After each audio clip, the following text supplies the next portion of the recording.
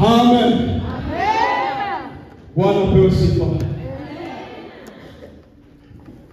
Wangapi wanafuraha kuwa nyumbani mwa Bwana? Tutashangilia kwa Bwana milele na milele. Ipo siku tutaimba. Mimbaji mwingine akaimba kama nyota za mbingu, watu wake wata katika taji yake kwa sifa ya Yesu. Tutaimba. Hakutakuwa tena na mahubiri kama hivi. Hakuna tena kuomboleza. Ni kumsifu Bwana milele na milele. Ni kumsifu mfalme wetu milele na milele. Kwa jitahidi uingie ukaione raha hiyo ya ajabu. Hatuna muda wa kutosha. Pengine ningeanza na kutoa shukrani kwa wale ambao tulianza nao somo tukainyuma mpaka leo Jumapili. Watoto wa kifalme, wa mzee wa mbinguni, wa kiume na wa kike, ninatoa shukrani zangu za dhati na za kipekee kwa wazee ambao wametushika mkono na kutusupport kwa pamoja. Kutokana na majira na maandalizi ya somo ambayo tulikuwa tumekusudia, haikuwa sawasawa na kile ambavyo tumefanya kutokana na muda. Niombe radhi na niombe sana samahani. Majengo haya tulionayo ni ya mikataba, tunaingia pamoja na wapendwa. Kwa hiyo kabla ya kuwa hapa kuna makubaliano, tutafanya hivi, tutaishia hapa, tutafanya hivi. Kwa hiyo ukisema sasa hatuwezi, inakuwa ni changamoto kupata jengo.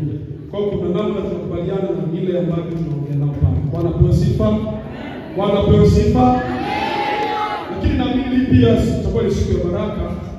Tutaongea chapter ya pili. Lakini kabla hatujaongea chapter ya pili, naomba kama una kalamu andika maneno haya yatakusaidia. Nitakutajia vipengele kama kabla sijaanza somo, maana muda wetu hautoshi vikusaidia. Nataka nikutajie, mimi siseme na wewe kwa habari ya dini, nasema na wewe kwa habari ya ufalme wa Mungu. Sizungumzii kuhusu elimu ya dini, wala mimi sijasoma Biblia. Naweza kusema yule kijana amesoma Biblia, sijasoma Biblia. Wala spiritual wala chuo chochote cha Biblia. Biblia inasema Roho wa Bwana utenda kazi ndani yetu kadiri apendavyo. Kwa mimi kinaona nimesimama, usinijaji amesoma wapi. Jibu langu utapata ni elimu ya Roho Mtakatifu. Sina maana walimu wapo tunajifunza na wanatufundisha, tunakaa mbinguni pao. Lakini mwalimu mkuu ni ufunuo wa Roho Mtakatifu anaotupa ndani ya Biblia. Kwa lugha nyingine, ndani ya katiba ya neno la Bwana. Haleluya. Amen. Nataka nikutajie maeneo ambayo pesa inapatikana kwenye maisha ya wanadamu. Nikusaidie. Kuna watu wanajiuliza, wanasema mimi ni maskini, lakini kumbe sio maskini. Na kutajia kwa haraka maeneo ambayo pesa inapatikana. Kama una daftari, ukitoka nje mwambie unaandika yale ambayo mwalimu alisema, ili akusaidie ujue, na utakapogundua katika haya tunayosema kuna kile ambacho umekibeba, itumie kama fursa. Ni aibu balozi na mfalme ndani ya Kristo Yesu kuitwa maskini. Lakini nitakutajia vitu ambavyo vitakusaidia ili ujue pesa katika hii dunia inapatikana wapi. Tuanze jambo la kwanza kabla tujaanza somo. Pesa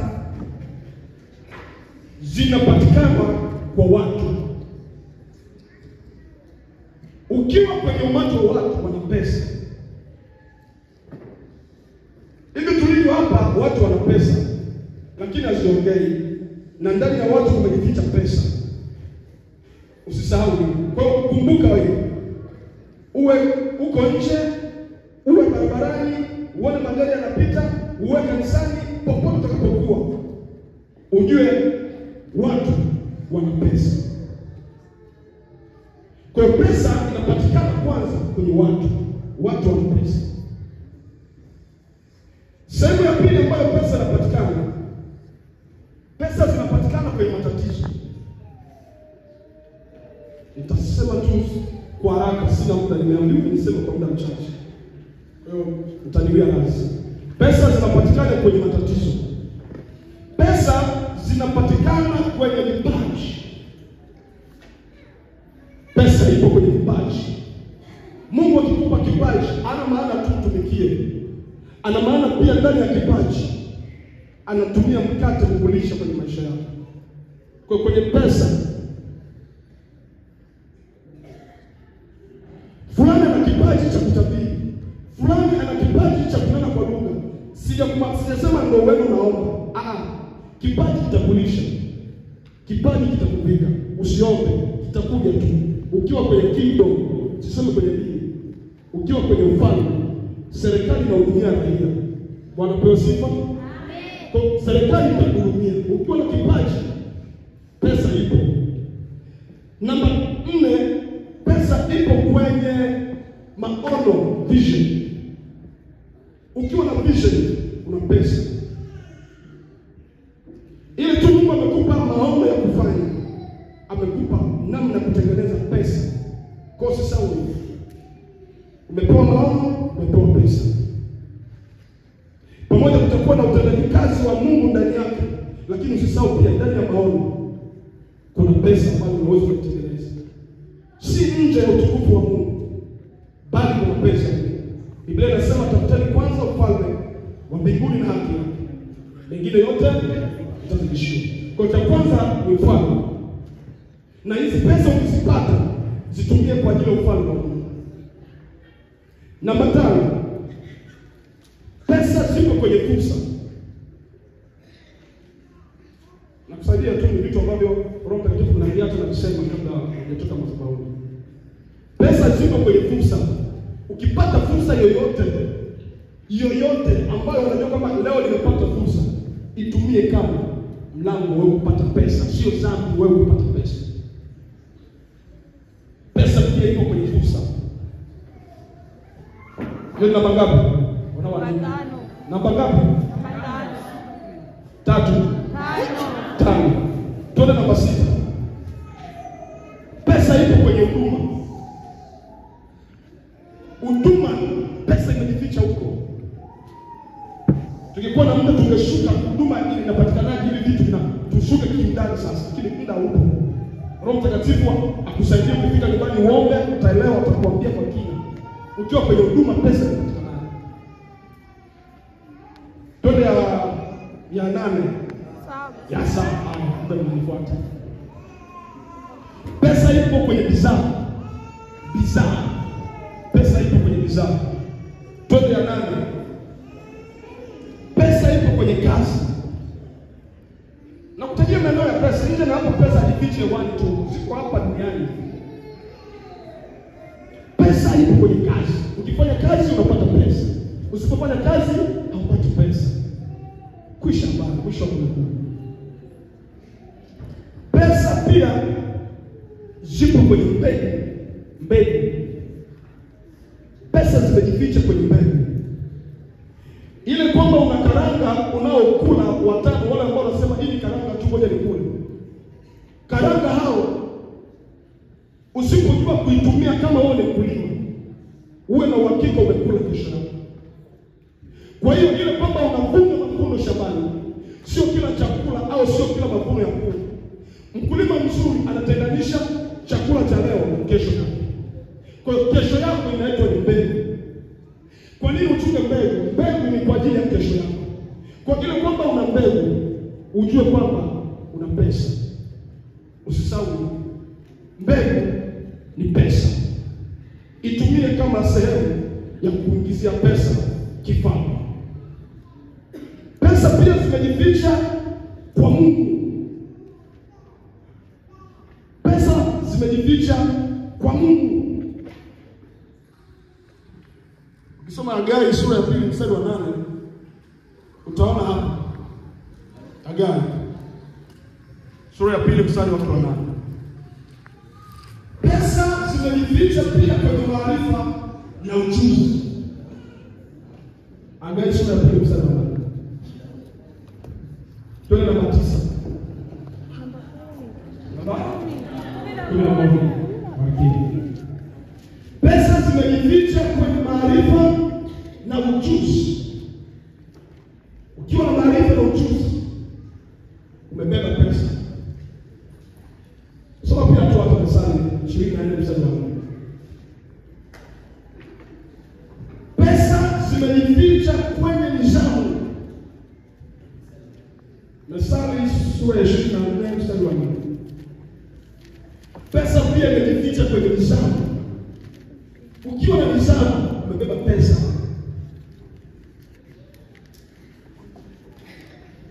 Malizie na mbili ambazo zimebaki.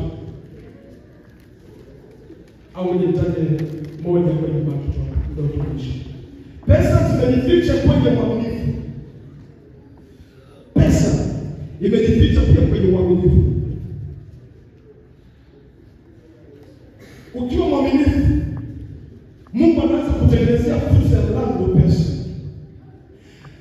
Leo kumekuwepo na kutokuwa na fursa kwa sababu kitu kikubwa kipo duniani ambacho ni uaminifu. Baada ya watu walioaminiwa kutapeli watu ambao wamewekezea baadhi ya vitu vyao, walichowafanyia kikavunja uaminifu na wale watu wakakosa fursa ya pesa. Kwa sababu hiyo, mwingine anakuambia nitamani kujenga, nitamani kufanya biashara sehemu fulani, lakini natafuta mtu aliye nani? Mwaminifu. Imani Bwana kwa sifa sana. Kwa ile kwamba unakuwa mwaminifu, unaweza ukapata vitu vingi ambavyo hukutarajia.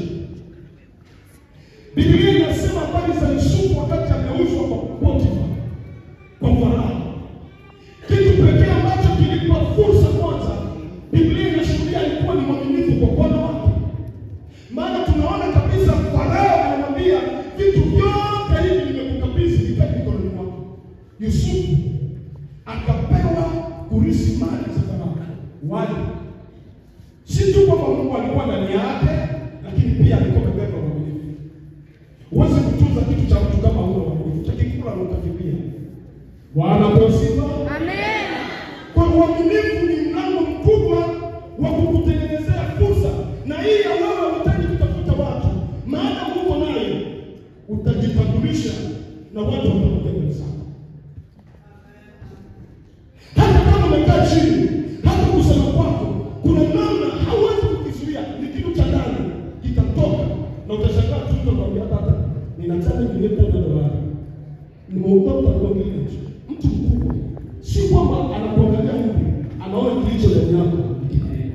Apewe sifa Yesu. Amen. Apewe sifa Yesu. Amen. Kwa kama ulikuwa si mwaminifu, anza kuwa mwaminifu. Nimeona mwingine anapiga simu anasema nina pesa, mimi nikizichunga na chakula. Natafuta mtu wa kunichungia pesa. Kuna wengine wanatumika kazi lakini pesa zao wanachukua watu wengine.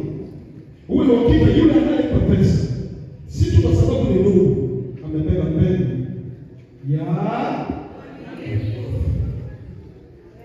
haya mambo ya kusaidia. Kama ulikuwa sema mimi fungue mwaminifu kwanza. Utashangaa na Mungu atakuinua zaidi. Unaweza kusoma Luka 16 mstari wake wa 10 hadi 11. Luka sura yake ni ya 16 mstari wake ni wa 10 hadi 11. Nimekupa baadhi ya mtaji kubwa utakusaidia kuweza kuelewa haya mambo ambayo ninasema. Tuanze kwenye somo letu. Leo tutasema kidogo kuhusu chapter ya 2. Kumbuka kichwa chetu cha somo kinasema kuzidikia tamaa za ujana. Na kichwa tunacho nacho ni Timotheo wa 2 sura ya 2 mstari wake wa 22. Timotheo wa 2 sura yake ni ya 2 mstari wake ni wa 22. Ndicho kichwa cha habari cha somo letu. Niombe nikusomee kwa wewe ambaye ulikuwa huko na ambaye una Biblia ili uelewe kwamba nini ambacho tunaenda kuzungumza kwa ajili ya somo hili.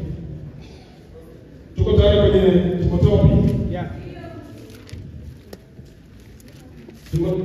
Sio bwana unakulia una. Uko nayo. Hebu chukua maji. Chukua maji hapo maji. Soma hapa. Leo tutazungumzia chapter 2. Timotheo inasema, Timotheo pili sura yake ni ya 2 mstari wa 22. Soma hapa. 22 inasema, Naam. lakini zikimbie tamaa za ujanani. Naam. Ukafuate haki, Ndio. na imani, na upendo, ndio, na amani, ndio, pamoja na wale wanaoitao Bwana kwa moyo safi. Bwana apewe sifa. Mmeelewa nilosoma? Okay. Anasema zikimbieni tamaa za ujanani. Nikasema lengo kubwa la somo ni kukusaidia kijana,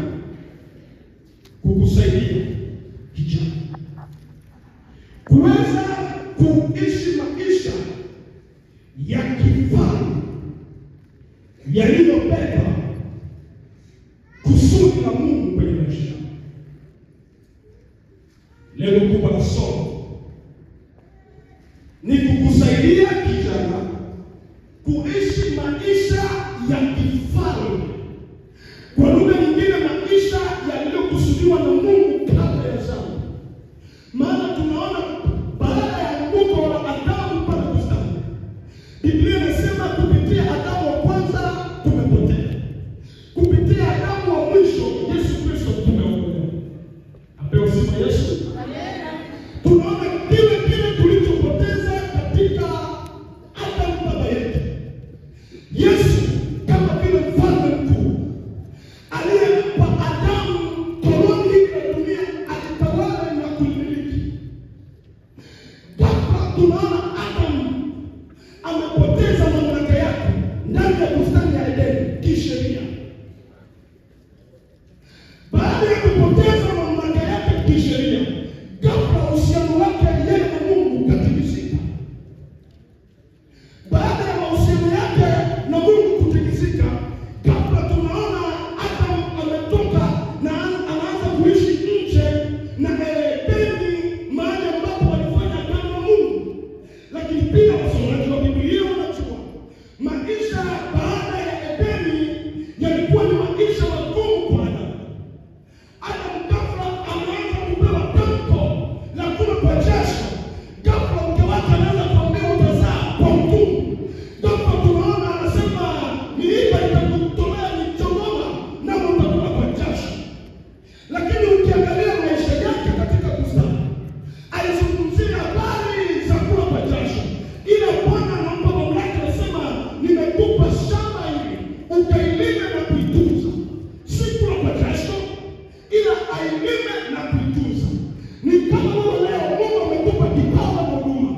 Ukitembea kwenye mapenzi yake, kuna vile serikali ya mbinguni inakutunza. Kwa sababu baba utatunza agano na Mungu.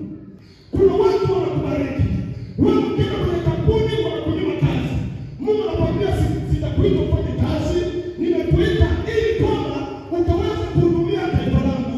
Mimi Mungu ninajua kula kwako, ninajua kuvaa kwako, ninajua kutembea kwako. Kama ni pesa nitakupa maana nimekuona. Ghafla tunaona baada ya wewe kutembea na hiyo agano, ikafika mahali ukachana na Mungu kwenye mapenzi yake. Baada ya kuachana na Mungu kwenye mapenzi yake, kitu cha kwanza kinachotokea, zile baraka za Mungu za kukutunza zinakata. Tunaenda sasa. Zile baraka zikukata, ghafla unashangaa. Waliokuwa wanakubariki, ghafla ulikuwa zamani hautumii kupiga kelele na Mungu ambariki falana na nani. Ghafla ukiona ulikuwa unabarikiwa bila kuomba pesa na wewe haufi njaa. Ukianza tu kuomba pesa kuwa na uhakika something wrong kwa hiyo.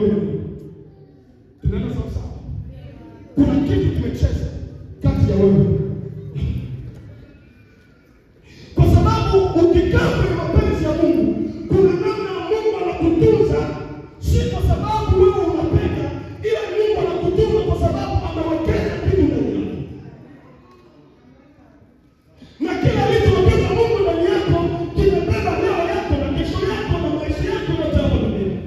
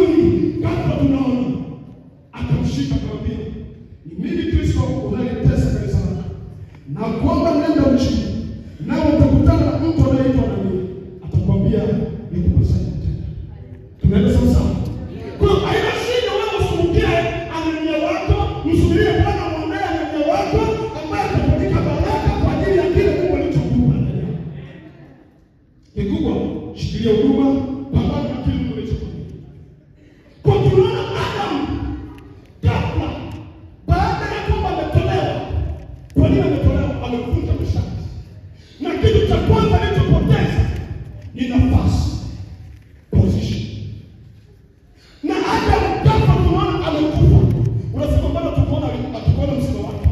Alikufa. Kuna misiba mingi sio nilisema ile ile nilileta. Kuna kufa ila mbili. Kuna kufa papo kwa hapo na kuna kufa kwa baadaye. Kufa papo hapo ni kufa kiroho. Na kufa baadaye ni kufa mwili wako. Tunaenda sasa. Kwa hiyo Mungu alipotangaza msiba akasema utakufa kile tuna hakika. Hakukuwa na maana atakufa mwili kwanza, alikuwa na maana utakufa roho. Ndio maana baada ya roho kufa mwili, kufa roho, tunaona kafa baada ya matunda wamegundua tofauti. Baada ya kugundua tofauti, nikuulize swali. Kwa nini hawakugundua tofauti kabla hawajakuta tunda? Ni kwa sababu basi utukufu wa Mungu lilikuwa limefunika. Haleluya. Haleluya. Kwa hiyo ile kwamba kuna utukufu wa Mungu, ile kwamba unanena kwa lugha usijikune, ni utukufu wa Mungu umekukalia juu yako. Si maneno yako, si ndio yuko mbinguni, ni utukufu wa Mungu. Na ukitaka kuisha alimu, tutakuona kwa kawaida kabisa. Kwa tunaona nazungumza na wale ambao magumu kidogo hapa. Habari za ufalme wa Mungu na lile agano lililomkuta Adamu kafa. Yesu Kristo akasema hapana. Siwezi kukubali koloni. Ninaposema koloni nazungumzia habari za dunia hii. Ambao Adamu alipewa kama mtoto, kama mrithi wa kwanza na Mungu. Na kwa sababu hii mwanaume ambaye ni Adamu wa mwisho, sio Adamu wa pili. Ukisema Adamu wa pili maana kuna watatu.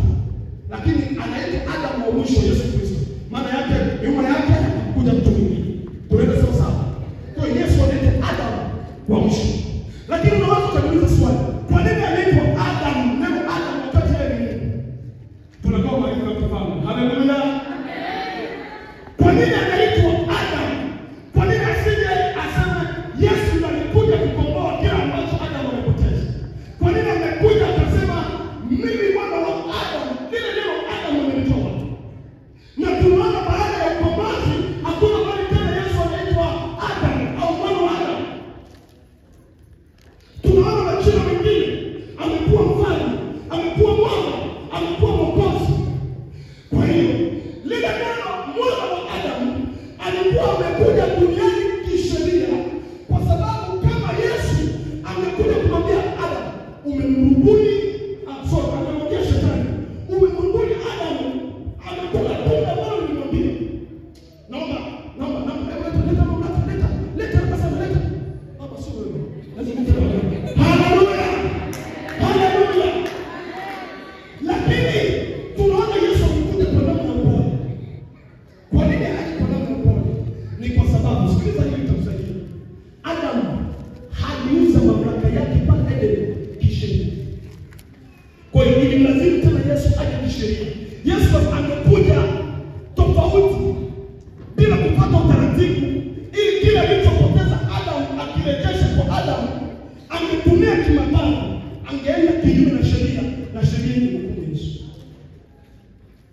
Na leo tunasema kwa sababu hiyo ili lazima Yesu anyenyekee. Ndio maana Biblia inasema alinyenyekea naye hata mauti ya msalaba, ili kwa ajili yake alipatanisha vitu vyote.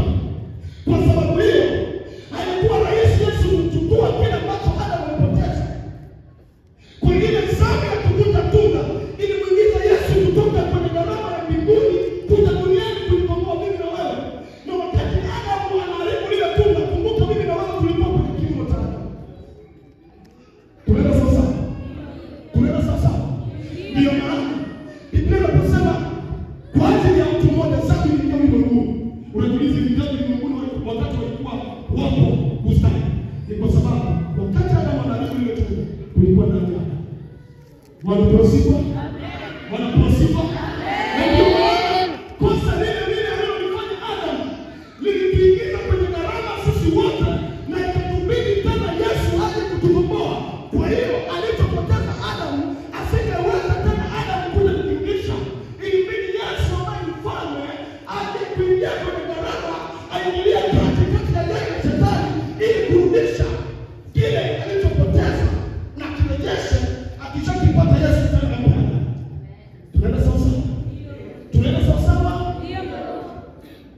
Bwana anasema hapo wengi wanapenda kupokea manyumba. Mimi ndio habari za mfalme. Haleluya. Haleluya. Haleluya. Sasa kama unataka wewe mwenye ukitaka kubarikiwa weka kifaa utajua nini. Haya ndio mapenzi ya Mungu kwa wanadamu. Hata mnapokuja. Lakini shukuru Yesu pamoja na ukakamavu wa Shetani. Yesu ni mkubwa. Hatupai kushinda zaidi ya kushinda katika yeye anatupenda. Haleluya. Kwa hiyo sasa na wewe habari za mwisho. Ile kwamba Shetani anakuambia wewe Yesu akukusamehe, wewe usiogope, mwambie najua kwamba kabisa hicho unachokisema kilikuwa kabla Yesu kuja, lakini maana baba yangu alikuja, sidai utende. Watu wengi wanashambuliwa na Shetani kwa sababu hawajui namna ya kujikinga na Shetani. Yesu alifia dhambi yako pale msalabani. Yesu aliposema pale msalabani ile kwisha, alikuwa anatoa ripoti kwa baba yake mbinguni ya kwamba kazi uliyotuma kuifanya imekamilisha. Na kwa sababu hiyo ile imekwisha, Kiebrania inaitwa tetelesta. Tetelesta maana yake imekwisha. Kwa hiyo tunafahamu kabisa ile kwamba aliposema imekwisha pale msalabani, alikuwa anamwambia Shetani pamoja na kutoa ripoti kwamba kile ambacho kilifanya unipe kutoka mbinguni kuja hapa duniani nimekamilisha. Kwa sababu hiyo wanadamu wadaiwi tena. Kwa hiyo usitishike. Wewe ni mfalme ndani ya Kristo. Mfalme ambaye anakuambia kupitia damu tulipotea, lakini kupitia Yesu wa mwisho tumeokolewa. Apewe sifa Yesu. Kwa hiyo nimetamani niweze kukwambia hivi. Andika leo somo namba 2, tushuke kwa haraka, chukua somo la 3 tushuke haraka. Ushujaa wa kiroho kwa vijana wa ufalme. Ushujaa wa kiroho kwa vijana wa ufalme. Wanafunzi tumeanza kushuka. Si tushuke jamani, tukimbizane na mdai.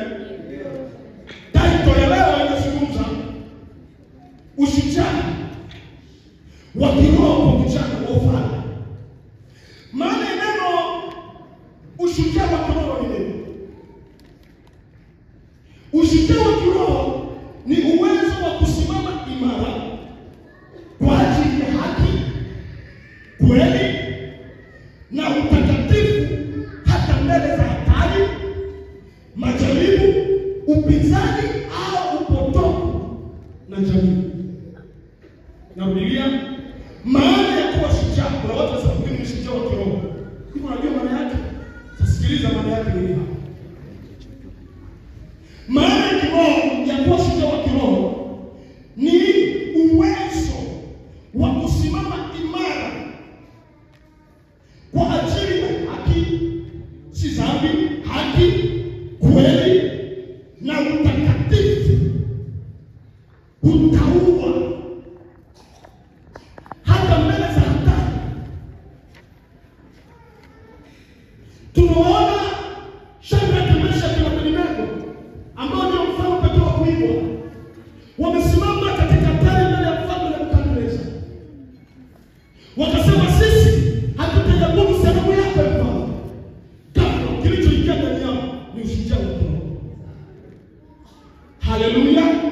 Kwa nini ushujaa wa kiroho? Kwa sababu walijua mtu aliye ndani yao ni mkuu kuliko Mungu ambaye Shadraka mfalme Farao mfalme Nebukadneza anahitaji kumshukuru. Ndio maana wakati vilindi ilipopigwa, wana hakika kwa wachungaji walianguka pale. Kwa sababu mimi nasema kabisa wote wakaanguka kasoro wangapi? Wana hakika na vilindi walikuwa wameanguka kama ni shujaa. Kwa nini walishuhudia? Walikuwa shujaa. Ni kama hivi leo ukiwa kanisani unasema nilitunza maadili ya wokovu, kutoka nje na kwa mtu mwingine. Kuna watu wana sura mbili. Hebu chukua kama picha fulani, ingawa wanapiga huku ndo utakatifu, alafu huku ndo kuna sura zingine kama zombie fulani. Kwa akiwa hapa anachukua zile picha ya zombie anapeleka hivi. Ukija hapa tunakuona kabisa mtu wa Mungu.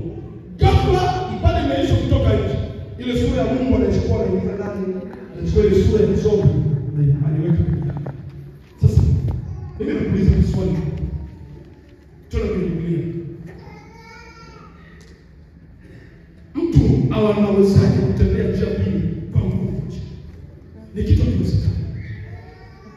Kwa hiyo Shadraka, Meshaki na Abednego ili wamekataa kuabudu sanamu ni kwa sababu walikuwa na ushujaa wa Mungu wa mbinguni kuliko Mungu ambaye walikuwa na Mungu pale.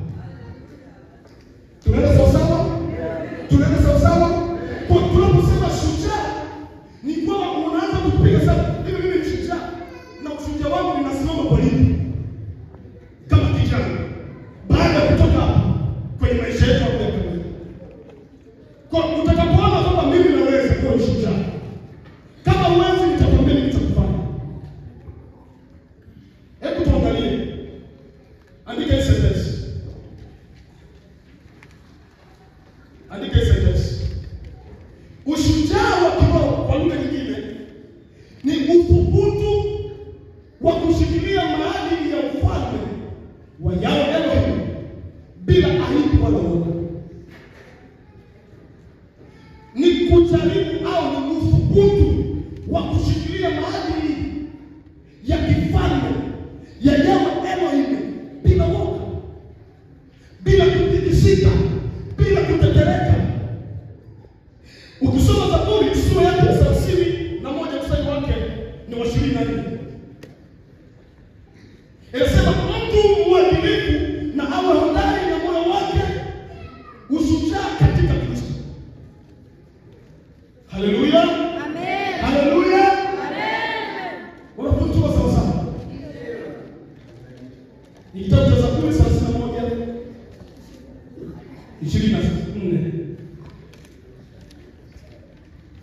Vijana wa ufalme wameitwa kuwa mashujaa. Maana hapa duniani tunakumbana na mambo mengi. Kwa hiyo ile kwamba umeitwa kama kijana wa ufalme, si tu kuokoka, umeitwa kuwa shujaa. Katika nyakati hizi za hatari, na kutajia tu baadhi ya vipengele muhimu.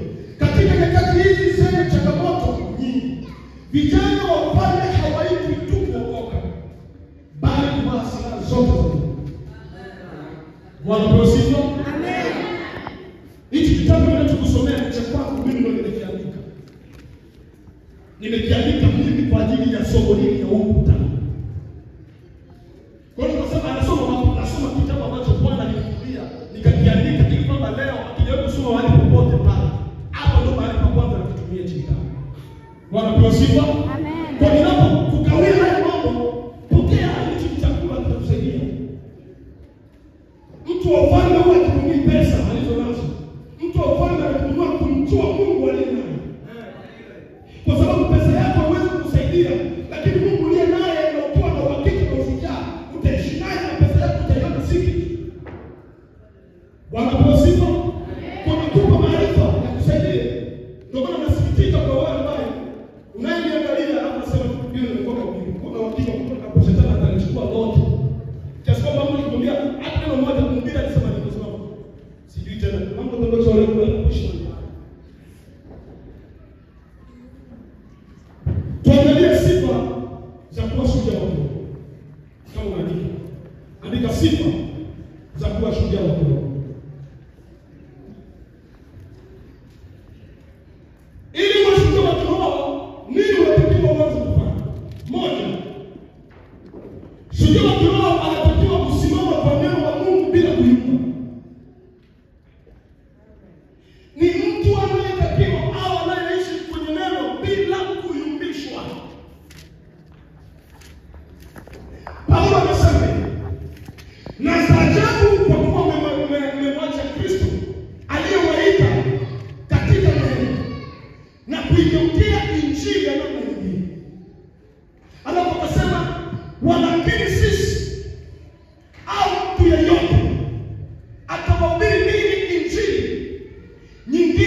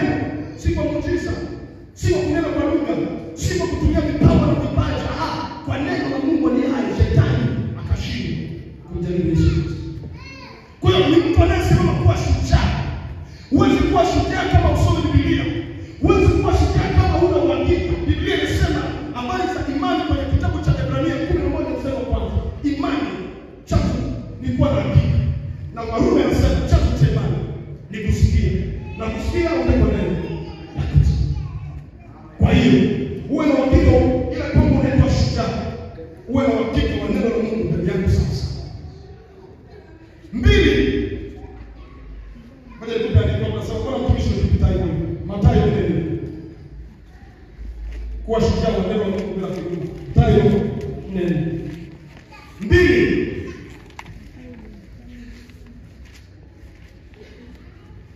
Asante kwa swali. 2. Ana ujasiri hata katika upinzani. Yaani huyu mtu ana ujasiri hata katika upinzani. Ile kwamba watu kumi wanamshawishi anasema mimi naijua kweli. Na hii kweli ndio nimeweka Mungu, siwezi kuipa. Wanafanya nini? Wewe na wewe ndio wewe wataka kitambo kile msikwambie sawa, lakini mimi nitawasiachi. Wanapewa sifa. Huo ndio msimamo wa utekisiki. Wengine wanaambia unasomesha safari kubwa, mimi naomba mimi mzee wa zamani. Sio ndio angalau punguza angalau kidogo tabanekana hivi. Vijana wanaelewa kabisa changamoto hizo tunakutana nazo. Sio punguza na watu kwa mambo vizuri.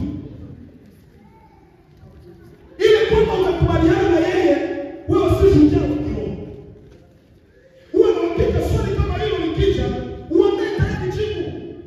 Biblia inasema kuwa tayari kwa swali lolote kama kuja mbele yenu. Kwa hiyo kama ni mambo endelea na mambo mambo hapa. Mimi nimeitwa kwa ajili ya Baba. Haleluya. Haleluya. Nimeitwa kwa ajili ya Baba. Alafu anaambia wewe mjinga, mwambie sawa kwa sasa ni mjinga lakini baadaye sitapotea. Haleluya. Anamwambia kwa sasa ni mjinga lakini itapokuwa ni mjinga kwa sasa sitapotea baadaye. Mwambie tu usiogope. 3.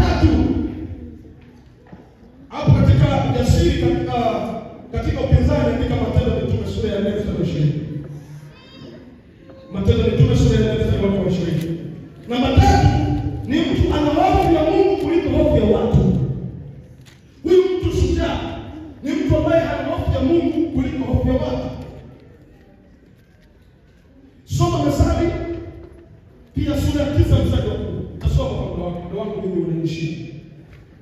Namba 3 nasema ana hofu ya Mungu kuliko hofu ya wanadamu. Ina maana yeye kwa hofu yake ya kwanza sio wanadamu, ni Mungu kwanza. Kwa sababu ukiharibu uhusiano na Mungu utakuharibu. Lakini ile kama unaharibu uhusiano na Mungu au mtu utatengeneza kazi hapo upate sawa kabisa mbele. Lakini Mungu itakubariki. Wanapewa sifa. Wanapewa sifa. Ndio utaanza kujua kwa sababu ya dhambi ya kutunda Edeni ilimgharimu Yesu kuja duniani kwa ajili ya kusamehe. Kwa kutunza sana mahusiano wao na Mungu usiharibu, kwa sababu unapoharibu ili tena uje kurudisha mahusiano itakugharimu kufunga, kuomba, kulia, kufanya nini na sio kwa siku moja. Watu wanafikiri umekosea Mungu leo, asante tata, amen, umekusha mahusiano. Itakugharimu sana. Yes. Bwana apewe sifa. Amen. Apewe sifa Yesu. Amen. Itakugharimu usifikiri tunatenda si hivi tu ni itakugharimu hiyo ndio ilifanya Yesu kwa msalabani. Hiyo ni mtu ambaye sasa unatakiwa uwe na hofu ya Mungu kuliko hofu ya wanadamu. Lakini pia namba 4 anaishi maisha ya maombi na neno. Nazungumza na vijana. Ni mtu huyu ili awe shujaa anatakiwa aishi katika maisha ya neno na maombi. Tutamwona Danieli pale wakati alipokuwa yuko ameuzwa, alikuwa kule anaona sali mara 3. Msome ile Danieli sura yake ya 6 mstari wake ni wa 10. Utakuta habari za Danieli pale. Hebu tuangalie. Nitakutajia tu hapa lakini sitashuka ndani. Vijana mashujaa katika Biblia. Yuko mtu anaitwa Yusufu kwenye kitabu cha Mwanzo sura ya 39. Utaandika yuko mtu pia anaitwa Daudi. Tunajifunza mashujaa waliosimama imara katika Biblia katika kutetea kweli ya Mungu maisha yao yote mpaka kufa. Na hao hawaitwi tu kama walikufa ndani ya Kristo, wanaitwa ni mashujaa wa imani. Waliotetea injili maisha yao yote mpaka kufa. Kiasi kwamba hata kwenye hatari tunaona bado wamesimama kwa ajili ya Bwana. Na hao watu wanatufunza vivyo hivyo, maana msingi wetu umejengwa kwa mitume na manabii. Tunajifunza pia maisha yao hayo. Kwa hiyo kwamba umeshindwa na jaribu, usipate shida, nenda kasome maisha ya Yusufu. Itakuongezea imani ya kwamba aliishije na alipata ujasiri kwa nini. Nenda kujifunza habari za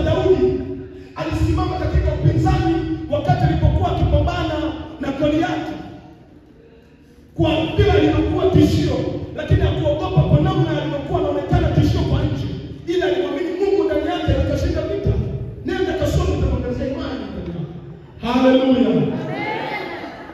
Kasome pia Shadraka, Meshaki na Abednego kwenye kitabu cha Danieli sura ya 3. Utaona wamesimama kukataa kuabudu sanamu ya mfalme. Tuangalie kipengele kingine. Kwa Danieli tunasoma Danieli sura ya 4 mstari wa 6. Tuangalie changamoto zinazokandamiza ushujaa wa kiroho. Kitu kinachomfanya mtu asiwe shujaa wa kiroho ni nini? Karibu tunamaliza. Kama kuna jirani yako anasinzia sauti kisa, hiyo pia ni injili, tutakuwa tumefanya kazi kubwa. Ile ukimwambia mambo yanashika na pitwa. Mwambie tutakuwa naomba ubiri pamoja na Kristo. Bwana pewe sifa sana. Amen. Wewe ndio unaweza shetani labda ndio ndio mhusu. Mwambie unapitwa bwana. Mzee wa mbinguni anamwaga mambo kusikiliza, labda atakusaidia na wewe. Changamoto zinazokandamiza mtu akose ushujaa wa kiroho. Moja ni hofu ya kukataliwa na marafiki. Ile mtu alikuwa na marafiki wengi, ghafla wakipotea, anapoteza ushujaa ndani yake. Natamani kushoka kwa ndani, lakini muda wangu umeisha. Hofu ya kukataliwa na marafiki. Sasa mimi nakwambia ile kwamba marafiki wamekukimbia, usiogope wala usiwe na hofu. Huo una maana kwamba Mungu amewatoa ili wasiharibu kusudi la Mungu kwenye maisha yako. Na lazima wafukuze, kwa sababu asipofukuza ataharibu. Kwa ile kwamba kusema basi nasema usianze kuona kwamba ni shetani. Nenda mbele za Mungu kumwambia mimi ndio nimetoka. Vitu vingine hatuna majibu kwa sababu tumepewa vitu kumuuliza Mungu. Na kwa sababu huyo Mungu akikaa kimya sana, Mungu ndiye atende atasema. Biblia inasema ni yeye yule. Haleluya. Habadiliki. Tunabadilika sisi, Mungu wetu habadiliki. Zamani tunaona walikuwa na ushujaa wa kumuuliza Mungu. Lakini shida ya kizazi hiki, tunaamini mambo yetu sisi ndio yakwetu tunafanya. No, hatuitwi kufanya. Tumeitwa kutimiza tulichoitwa kufanya. Meelewa nitakisema? Hatufanyi ya kwetu. Tunaitwa ili kufanya tulichoambiwa kufanya na Baba wa Mungu. Kwa hiyo tumepewa ni wewe kuwahi kujua nini ambacho natakiwa nitimize. Sio watu kutafutia kwako hapa unaenda kwenye ngoma tu, bado unajifunza, umeanza kupiga ngoma na bwana wewe kaa kwanza ujifunze ngoma. Ili baba kusoma kwanza kitu. Soma baba Joshua. Soma Joshua sura ya kwanza mstari wa kwanza. Msikiliza hapo. Joshua sura ya kwanza mstari wa kwanza. Neno kwa haraka nitaki changamoto zinazofanya kusio ushujaa. Joshua sura ya kwanza, mwanzo kutoka kwa jina lako Hesabu kumkula Torati kwa tayari. Asante. Sura ya kwanza mstari wa kwanza tunasema. Sikiliza hapo. Ikawa baada ya kufa kwake Musa, mtumishi wa Bwana akamwambia Yoshua mwana wa Nuni, mtumishi wa Musa, akasema, Isha tukaza.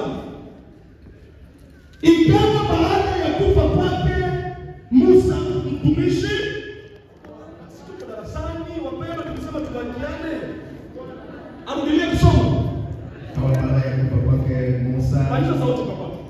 Ikawa baada ya kufa kwake Musa, mtumishi wa Bwana. Mtumishi wa wanadamu. Mtumishi wa Bwana. Bwana akamwambia mwana wa Nuni. Bwana akamwambia Joshua mwana wa Nuni, mtumishi wa Musa, mtumishi wa Mungu.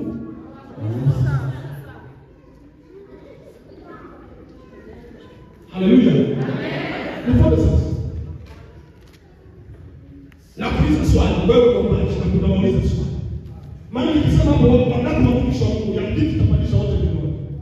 Na mimi nitakuuliza ulijuaje wewe mtumishi? Ulijuaje? Ili kwamba wewe mtumishi wa Mungu umejuaje? Musa anaitwa kuwa ni mtumishi wa Mungu. Tunaona mtu aliyekuwa chini yake katika hiyo huduma ni Joshua mwana wa Nuni, mtumishi wa Musa. Musa alikuwa akimtumikia Mungu. Aliyekuwa akimtumikia Musa ni Joshua mwana wa Nuni, mtumishi wa Musa. Kwa nini Joshua mwana wa Nuni asiitwe ni mtumishi wa Mungu? Lakini ukishuka pale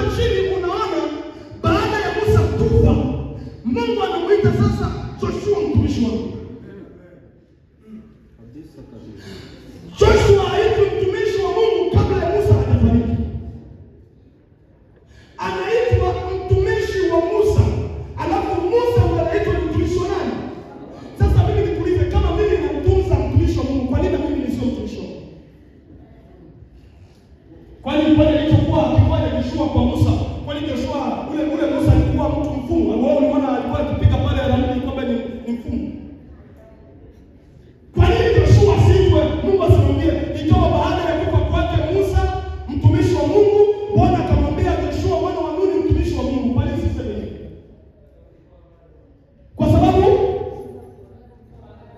wakati ulikuwa bado. Kwa nini wakati ulikuwa bado? Kwa sababu Musa alitakiwa kwanza maliza huduma yake, alafu Joshua andaliwe. Na kuandaliwa kwa Joshua kulitegemeana na kile atakachomwachia Musa baada ya kufa kwake. Ile kile alichokifanya Musa na pale alipoishia, Joshua aanzie pale na kuendelea.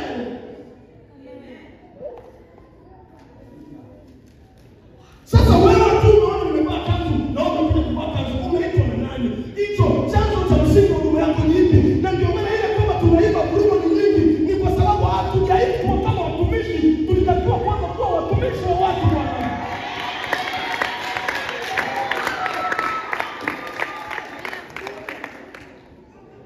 Kwa nini Biblia inasema, Paulo anamwambia hivi, usikose kuitumia karama uliyopewa na Bwana kwa kuwekewa mikono ya nani?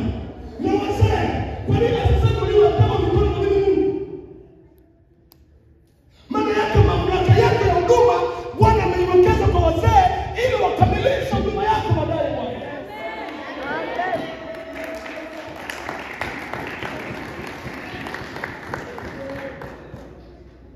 Ndio kile alichosema Mungu hapa. Watumishi wengi wanadharau wachungaji. Kwa lugha nyingine wanakataa kupokea kile nilichokusudia nikaweka kwao ili msiwainue hawa watu hao. Na kwa sababu hiyo mpate haufikii kesho yako.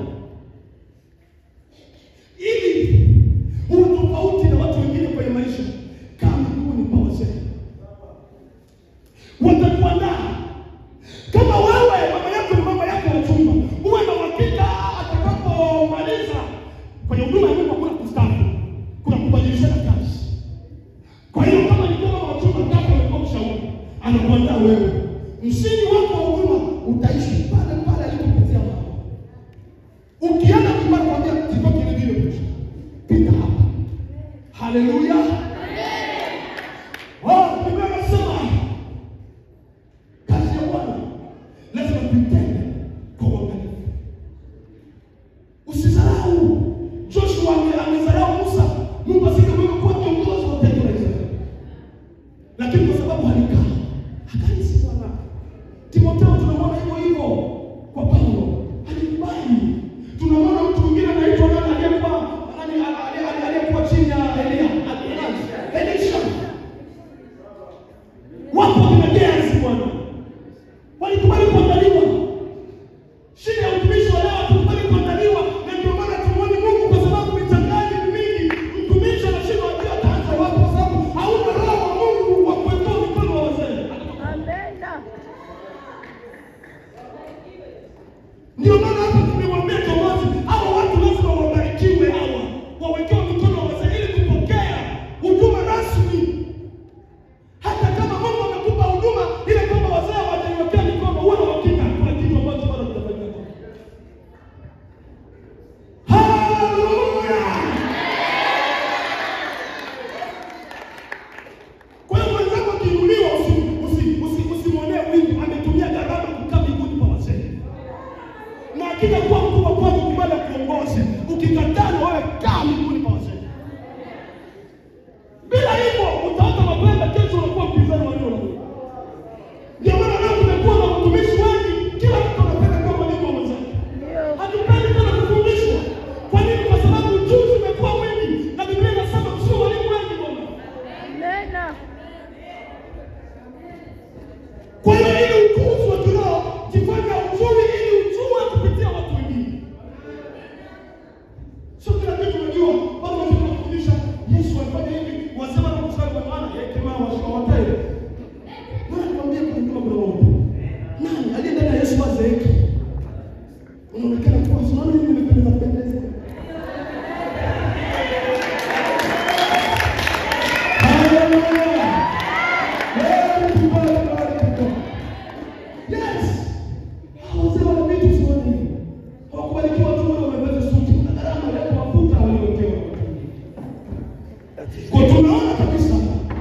ya kwamba